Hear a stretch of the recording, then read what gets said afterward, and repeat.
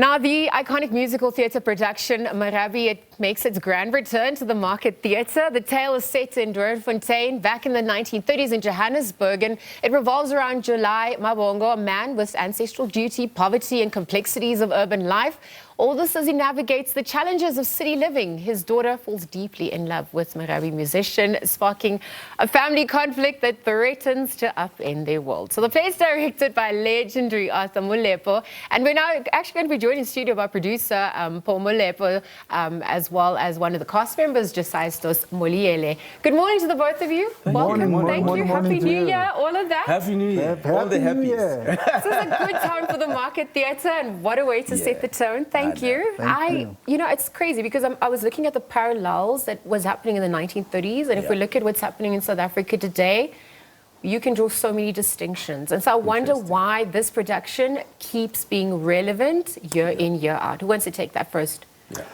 As you say, history keeps repeating itself. Yes. So whatever that happened then in the 30s, it's still happening even now. Music industry, they're still faced with the same problems. So yeah, Mr. Elocution here, he represents the music industry. So yeah, maybe you want to talk about that.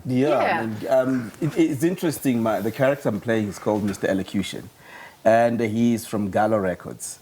So it's amazing that even years, Gallo is still there. Absolutely. I mean, you know, 100 years later. They're celebrating 100 years now. Yes. And I mean, the advent of Marabi, you know, as we know, 1890s, right up to the 1920s, 30s, was popularized. It's like Amapiano. You know, think about that. It's Amapiano, you know, it's all those type of music that came in an era where people were still in the classical era, you know, listening to that type of music, you know, the waltzes, the cha-cha-cha, and now there was this sudden surge in the middle of depression. How's that? And so I find that even right now, with the challenges of unemployment and all those kinds of things, music still thrives. You know what I mean? We hear music, and it keeps the society alive. And I think that's what's exciting about Marabi, that it's universal. It's a timepiece. You know, it mirrors where we are right now. Absolutely. And people are still in poverty. Yeah, absolutely. Exactly. And I mean, it also highlighted the plight of what people were going through back then, to your point. It was a form of resistance, but also a form of expression and healing. How was this captured in the production, musically, through the costumes, through the set pieces as well? Well, Marabi, it's based on a book. It's based on a book by Mudikwe Kowe, which is called Marabi Dance. But it was workshopped by a theatre production called Junction Avenue. This was, the play was workshopped in 1981, and then it opened its doors for the first time at the Market Theatre in 1982. And then it came back again for another successful run, 1995. 30 years later, we're bringing it again. You know, and we're hoping this one is going to take off as well as the other two productions did back then. Well, I mean, if we're looking at the cast, if we're looking at the crew that were roped in as well, so it's a 30-year, I mean, we're looking at the dawn of our democracy as well, the highs and the lows. Today is January 8th for the ANC, so we celebrate the successes, but we also reflect on what we need to change. Tell us a little bit more about that intentionality. Well, I'll go back into the play. I'll go into the play that July Mabongo finds himself, he leaves his home, his homelands, and then he comes to Johannesburg. He takes a fat and set wife, and then he ran away from home, from his ancestral obligations. So as they say, you cannot run away from your ancestral obligations. Wherever you go, it will catch up with you. So he tries to make things right by appeasing the ancestors, and things do not go right. His daughter falls in love with the Marabi piano player, and things just go south for them. And I mean, this is also speaking to the youth. This is speaking to their influence as well. That's another parallel that we see playing out in this day and age, right? Absolutely. I think why I'm saying it's such a timepiece, Marabi. It's exactly the challenges of the 30s. We are seeing that playing out now, and that's when I was reading the script, I thought, this is so amazing. You know, we see exactly the same challenges. I mean, the youth, pregnancy, we're not actually talking about it, but it is there in the story. And she's at school, you know, for goodness sake, and then she's, you know, she falls pregnant, trouble in the land, and they're still living in the slums, you know, and we may try to glamorize your also fire towns and your Doornfonteins, but they were actually slums, and it was during the period of the gold diggers. You know, if you think about it, so the thing of there's wealth and yet there's this huge poverty just next door. And how did people live? So the colors, the Indians and the black communities were put together in those particular slums, as we know the history. Yeah, and it's also about spatial justice, exclusion as well. What do you include as well? Making sense of what this new home is when it isn't really home, displacement. This is all part of our trauma that we've inherited as a nation as well. Absolutely. Yep. Yeah. Do you want to explain how that also plays out, particularly how you could, the creative process when you're working with the cast and crew on that front to tap into that? We've got a beautiful cast, very talented.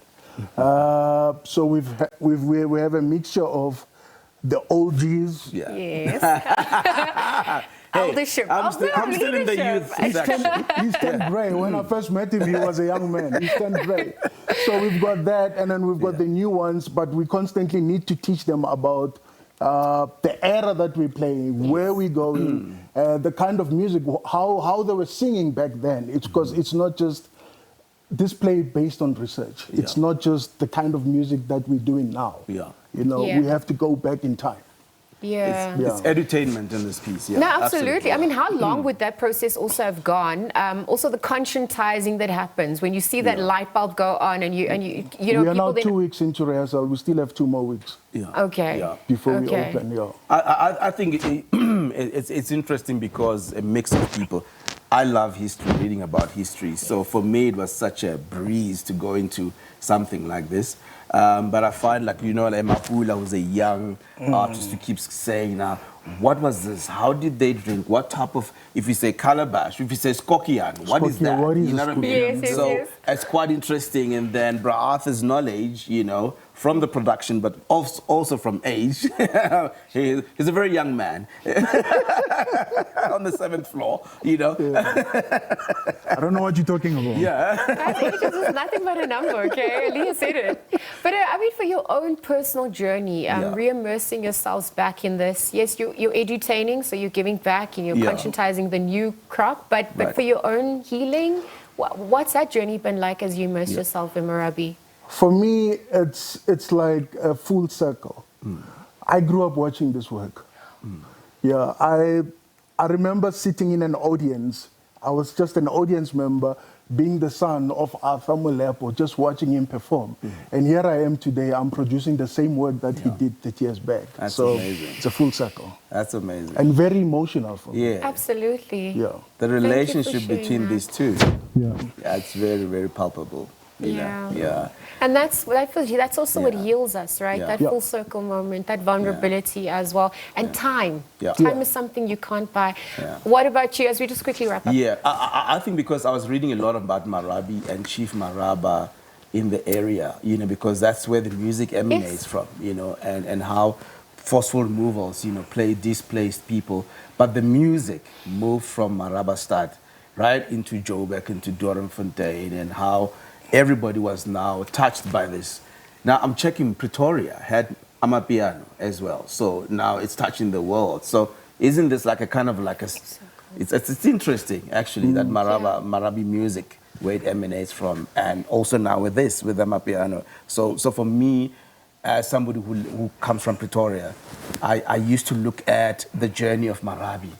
And I used to ask, what is Marabi music? Because we never knew. We just heard about it. Well, you just see the surface level, costumes, the sound. But, I mean, obviously the deep history of it is what defines us as a people as well.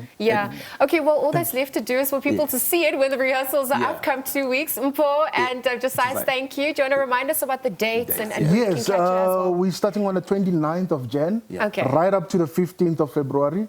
And then if people still want to see the production, we can extend it to the 22nd of Feb. Okay. And tourism in the country and internationally. Yes. Amen. I would like to thank the Department of Sports, Arts and Culture for supporting this production. Okay, so we'll see at one of the productions then. Thank you. Mpho Molepo and Josias Dos Moleele. Of course, they joined us chatting about the musical Marabi. You heard when it's happening, 29th of Jan until the 15th of February at the Market Theatre. You do not want to miss this one.